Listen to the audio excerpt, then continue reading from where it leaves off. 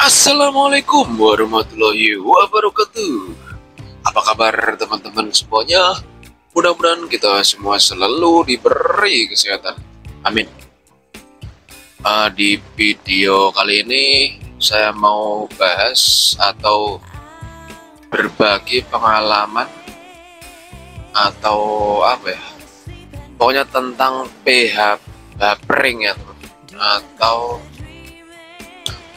penyetabil pH, yaitu yang dinamakan bisa pakai karang jahe, bisa pakai oyster ya teman-teman. Bentar saya pakai kamera depan dulu ya teman, biar nggak kagok. Oke. Oke ya teman-teman, sebelum kita masuk ke topik pembahasan di sini, saya nggak ada maksud untuk menggurui ya teman-teman. Di sini kita sama-sama sharing, sama-sama belajar ya teman-teman. Seperti itu. Dan saya ucapkan terima kasih banyak untuk teman-teman yang udah selalu support channel saya teman-teman, channel seputar hobi. Sudah like, comment, and subscribe ya teman-teman. Terima kasih banyak. Seperti itu. Sebelumnya saya juga mau menjawab pertanyaan dari teman-teman ya. Kemarin ada yang bertanya, pompanya pakai ukuran yang berapa bang? Oke, yang pas saya bikin video yang teman-teman itu komentar itu, saya masih pakai satu pompa ya teman-teman, yaitu yang ini. Awalnya saya pakai pompa ini 3.200 ya teman-teman. Awalnya pakai pompa ini, terus saya tambah, nah ini yang di sini 3.800 ya teman-teman. Itu grojokannya yang 3.800 seperti itu. Terus di sini aeratornya saya pakai Jibo aerator AC DC, aerator kecil lah pokoknya lah. Ini masih kurang ini untuk aerasinya. Jibo yang harganya 130.000 kalau nggak salah, AC DC seperti itu ya teman-teman. Terus di sini ada wave makernya nggak tahu itu nyala apa enggak, seperti itu ya teman-teman. Terus pertanyaan satu lagi bang, pakannya pakai apa gitu. Nah, di sini saya mau jawab, pakannya itu saya pakai, pertama itu dulu pakai Ikusu ya teman-teman. Terus saya seling KE, pokoknya yang buat selingan itu Ikusu sama KE ya teman-teman, seperti itu. Terus coba hasil pernah, tapi cuman setengah kilo doang. Terus lanjut ke Kawarimono 1 kilo. Terus lanjut ke Sukhoi 1 kilo. Terus yang ini terakhir pakai bulky ya teman-teman. Semua pelet itu saya campur pakai Ikusu dan KAE ya teman-teman. Biar apa? Biar pengeretan atau lebih irit seperti itu. Oke ya teman-teman. Oke, kita masuk ke topiknya ya teman-teman. Nah, ini kita mau bahas ini ya teman-teman. Ini itu alat penting ya teman-teman.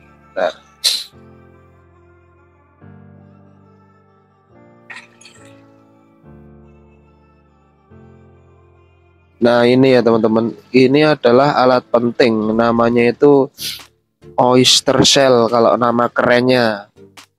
Kalau nama awamnya ya, maksudnya yang orang-orang tahu ya itu kerang yang di laut lah, kerang kece lah, seperti itu, kerang oyster lah.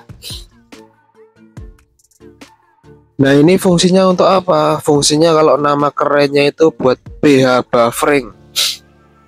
Tapi kalau nama gampangnya ya buat penyetabil pH ya teman-teman.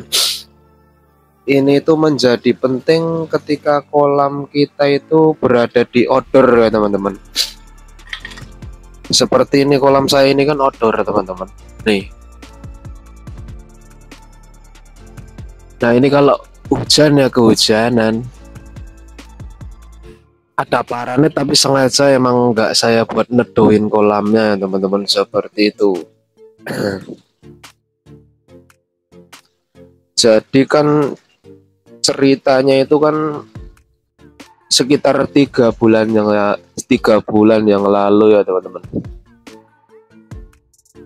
Ini di 3 bulan yang lalu filter saya ini kan masih cuman pakai media kapas sama batu gombong ya teman-teman, seperti itu. Nah 3 bulan yang lalu itu kan 3 bulan yang lalu itu kan hujan terus ya teman-teman. Nah koiku itu sempat sakit ya teman-teman, kena borok. Nanti saya tampilkan videonya pas koiku kena borok ya teman-teman, seperti itu. Nah ini ya teman-teman, video penampakan dari ikanku yang pasca sakit, yang mana pas 3 bulan yang lalu itu saya belum pakai media filter, pH buffering atau yang disebut oyster shell atau yang disebut karang ya teman-teman, seperti itu.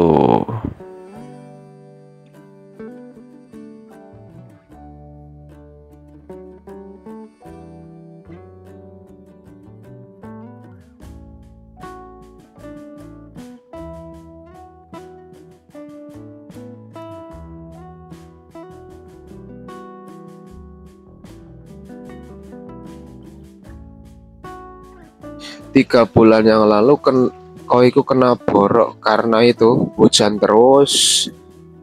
Sementara kalau air hujan itu kan asam ya teman-teman, zatnya itu asam, terus pH-nya juga pH-nya kecil ya teman-teman, yaitu 5 ke bawah. pH air hujan itu 5 ke bawah ya teman-teman. Sementara kalau pH kolam koi normal kayak gini kan 7 ke atas ya teman-teman, 7,5 sampai 8,5 ya teman-teman, seperti itu. Nah kalau air biasa seperti ini normal tiba-tiba kena hujan kan otomatis kan pH-nya kan jadi nggak stabil ya teman-teman. Kalau pH-nya nggak stabil otomatis kan ikannya stres ya teman-teman. Kalau ikannya stres otomatis kan imunnya turun. Kalau imunnya turun, nah itu ikan koi mudah terkena penyakit. Nah kejadiannya seperti itu ya teman-teman. Ikan koiku 3 bulan yang lalu itu kena borok atau aeromonas atau apalah namanya kayak gitu. Nah singkat cerita ya pokoknya kayak gitulah. Terus sehabis saya kena pengalaman itu terjadi ikan sakit, nah saya langsung media filternya itu saya tambahkan ini ya teman-teman, oyster shell. Nah itu alat ini tuh ampuh banget ya teman-teman, alat penting kalau menurut saya buat nyetabilin pH yang ada di kolam kita ya teman-teman. Alhamdulillah ya sekitar sekarang mau udah 4 bulanan ya teman-teman, jalan 4 bulan kolam saya diguyur hujan panas, terus pakannya juga ini pakannya ugal-ugalan ya teman-teman. Alhamdulillah aman ya teman-teman, seperti itu.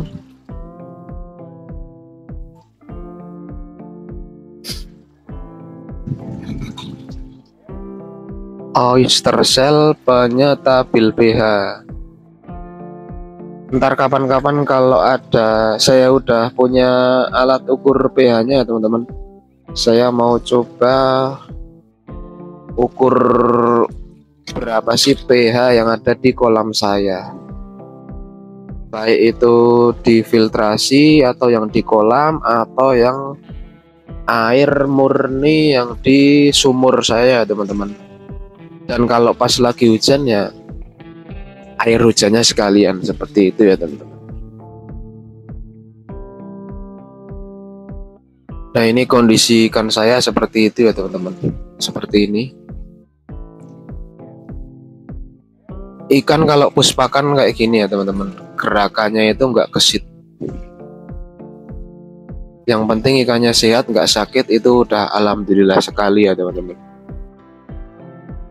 Ini baru sekitar jam 9 pagi udah makan sekitar 3 atau 4 kali. Tapi porsi ngemil ya teman-teman.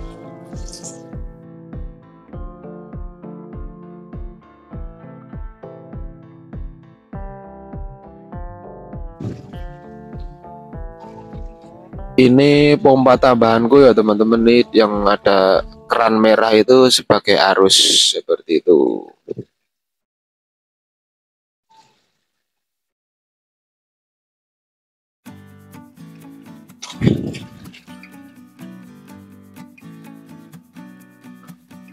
Oke, mungkin ini saja ya teman-teman tentang pembahasan pH buffering atau alat yang dinamakan oyster shell atau penyetabil pH. Jadi semisal hujan terus, insya Allah, tapi dengan catatan ya teman-teman, pemakaian ini ukurannya itu sedang ya teman-teman, jangan kebanyakan, jangan over.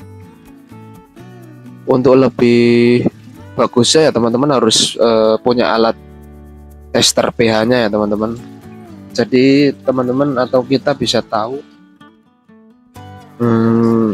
berapa pH air kita setelah dikasih